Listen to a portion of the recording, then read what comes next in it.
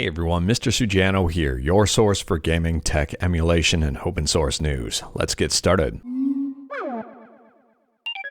Alright, we'll kick things off talking about a fork of Duckstation called Duckstation Lightgun Edition, and you guessed it, it's geared towards light guns. Now this fork just released about a month ago, so I would argue it's still pretty early on in development. But they just dropped version 1.2, and in this version they've added output support. If you are curious about this one, I'll drop a link to its GitHub in the description below, and feel free to check it out. There's already 30 games that are compatible with it. Next up, we're quickly talking about Gopher 2600. This is an Atari 2600 emulator written in Go, and Gopher 2600 just got a brand new update. So at the time of filming, version 0.29.0 just dropped. We've got a handful of bug fixes and some brand new improvements. For example, they improved font rendering, the ROM selector, and better framing. Next up, we're talking about Sega Genesis or Sega Mega Drive emulation with clownmdemu. clownmdemu is still pretty early on in development, but it just got a brand new update. So at the time of filming, version 0.6 just dropped, and we've got some accuracy improvements that benefit a whole bunch of games here.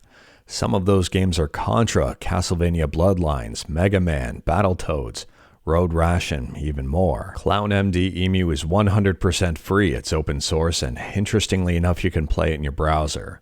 I'll drop a link to the GitHub and the browser-based emulator in the description below. Feel free to check it out. And speaking about Mega Man, next up we're talking about some very interesting video game preservation, and here's the tweet that pretty much says it all. We have preserved the entirety of Rockman Dash Great Adventure on 5 Islands. Released in 2008 for Japanese Docomo phones. This game was lost to time until today. Each island has 7 missions as well as shops and NPCs. But wait, there's even more. It appears that Rockman Tennis was also preserved in full. Now these two Rockman games are not the only games the team has been able to preserve. I'll drop a link to the blog post in the description below, and I do recommend checking it out. On that blog post, you'll see some gameplay, as well as possibly some locations on where this stuff was preserved. Moving on, and we're quickly talking about a game in your browser, or I guess on your PC, and it's called OutRun Clone, or the official name here, Turbo OutRun Reimaged. I'll drop a link to it in the description below, and feel free to check it out. It just got a brand new update, but unfortunately I don't know what they updated. The last development log was back in August, and there was an update just 2 days ago. There are 4 different cars here, a handful of races, and a lot of fun. I'll drop a link to it in the description below, and feel free to check it out, and let me know your thoughts about it. Moving on, and we're talking about a couple of indie games, and the first one here is called Thunder Helix. It's not available right now, but it is available to wishlist, and this one looks pretty awesome. So in this game, you pilot a helicopter gunship and pretty much just blow stuff up. The resolution is a whopping 320 by 200 with 16 or 256 color. And the system requirements are pretty low. And the second game I'm talking about is a giveaway, because yes, I've got one Steam key to give away for this one.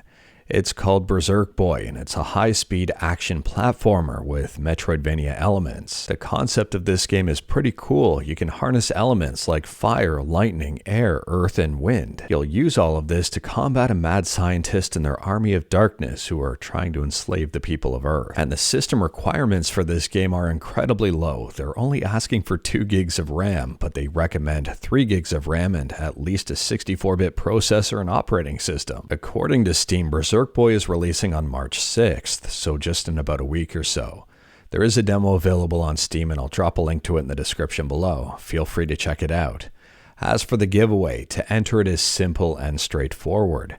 Send an email to giveaway@mrsujano.com with a screenshot of this in your Steam wishlist.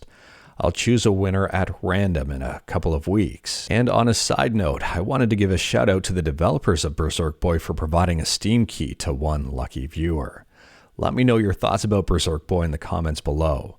And let me know your thoughts about giveaways on this channel in the comments below. Do you like free indie game Steam keys? Do you want me to keep doing this stuff? And speaking about free stuff, next up we're quickly talking about Stardew Valley. And Stardew Valley is getting a free update to version 1.6 for PC on March 19th. Console and mobile will soon follow. It's hard to believe that this game has already been out for 8 years. In my opinion, this update is pretty big. They're adding in a new major festival, 2 new mini festivals, a new farm type, PC support for 8-player multiplayer, a bunch of new dialogue, late game content, new items and crafting, and even more. A lot of other games would charge for this and list it as DLC. Next up is probably the biggest news of the night, and possibly the biggest news of the next few days, and next few weeks, next few months, and maybe even next few years. And that's Nintendo versus Yuzu. So this was spotted by Steven Totillo, and he says Nintendo is suing the creators of popular Switch emulator Yuzu, saying their tech illegally circumvents Nintendo's software encryption and facilitates piracy.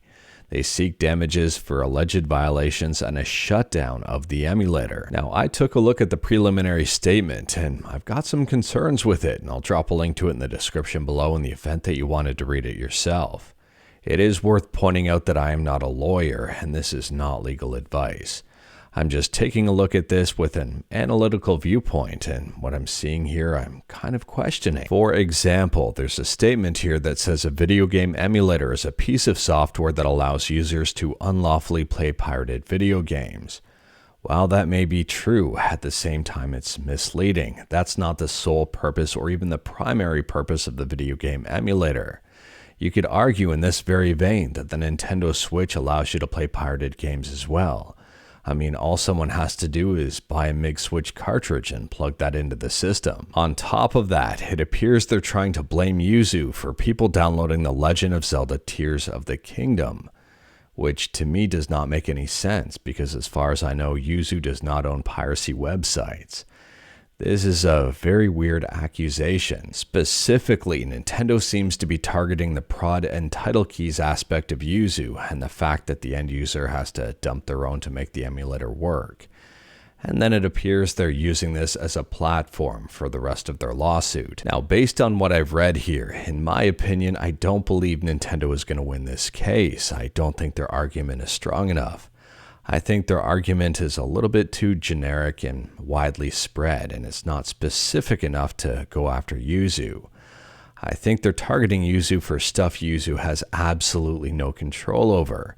And their statements are a little bit one-dimensional. I mean, they're basically saying that emulation is piracy, yet those two things can be mutually exclusive. I mean, the way I see it is just because something can be used to break the law doesn't necessarily make that thing illegal. For example, cars can exceed the speed limit. It doesn't make the car illegal. Forks can be used as a weapon. It doesn't make forks illegal. Now, before I go down a rabbit hole of ridiculous examples, there are a few things I want to point out here because I think this document may lead to further impacts to emulation. And that's this statement here, which I just read. A video game emulator is a piece of software that allows users to unlawfully play pirated video games. Later on in that same document, it says a video game emulator is a piece of software that allows general-purpose computing devices to play video games published only for a specific console. And they've left out piracy here. Additionally, there's statements in the document like this one here. Nintendo sometimes makes copyrighted games it initially developed for legacy consoles available for play on newer consoles. For instance, in 2017, Nintendo released a dedicated home console called the Super Nintendo Entertainment System Classic Edition. In short, the ability to play older Nintendo games on newer Nintendo devices is an important market for Nintendo today and going forward. If I had to venture a guess, it appears that Nintendo is not only going after Yuzu, but trying to go after emulation in general, all in one suit. Unfortunately, I don't know where this case is going to go, and I don't know how it's going to end up. I don't know if Yuzu has enough money to take on Nintendo. I don't know if Nintendo's going to drag out this course to where Yuzu can't afford to keep fighting it. I don't know if Nintendo's going to use this as a baseline to continue against emulation. I really don't know a lot of things about this. Let me know your thoughts about it in the comments below. And on a quick side note here, there were some people questioning the decisions of the lead developers of Skyline when they decided to stop working on this emulator almost a year ago. In hindsight, this may have been a smart decision by them. Next up, if you're a Shantae fan and you've got a Game Boy Advance, the lost game Shantae Advance Risky Resolution is up for pre-order on limited run games. There are two different versions up for pre-order, the regular version here sitting at $60 and the collector's edition sitting at $100. The collector's edition has a whole bunch of stuff in it, including some coins, a poster, and even more. And the cartridge on this one is gold as opposed to purple. We did talk about this one a while back, and it is nice to see it up for pre-order. And as a fan of Shantae games, I'm actually looking forward to this one. There doesn't appear to be any sort of limit on pre-orders. I'm assuming they're going to make as many as people order. Next up, this one's a little bit weird. We're talking about Classic Doom and lawnmowers. And apparently here, this one's interesting. Classic Doom will be integrated into Husqvarna lawnmowers in time for spring. Although this information was spotted over on XDA, it comes straight from Husqvarna, making it official. And this isn't a screen on a tractor or a push mower, it's on a robotic mower. They say the game is played using the robotic lawnmower's onboard display and controls. Players navigate the game by using the robotic lawnmower's control knob to turn left and right. Pressing the start button will make you run forward, and to fire, press the control knob. I've honestly got no idea why this is actually a thing, but at the same time here, it's awesome.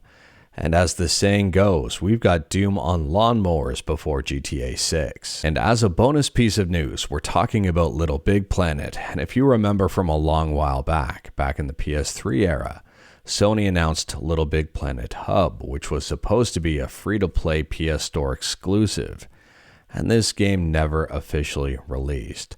But thanks to an expired NDA, there's now a video of it on YouTube. If you are curious about this one, I'll drop a link to the YouTube video in the description below, and I do recommend checking it out. And on top of that, we've talked about this one in previous videos, but RPCS3 has made some major improvements to their online portion, RPCSN. As a result, more games are now playable and more features are now working. I'll drop a link to this video in the description below, and I do recommend checking it out. The title says it all. More LBP online multiplayer improvements in RPCS3. Invites work and rejoining friends now possible. But anyways, that is all I've got for you in this one. Straight to the point, all stuff and no fluff. We talked about a bunch today. Let me know your thoughts about absolutely any of it in the comments below.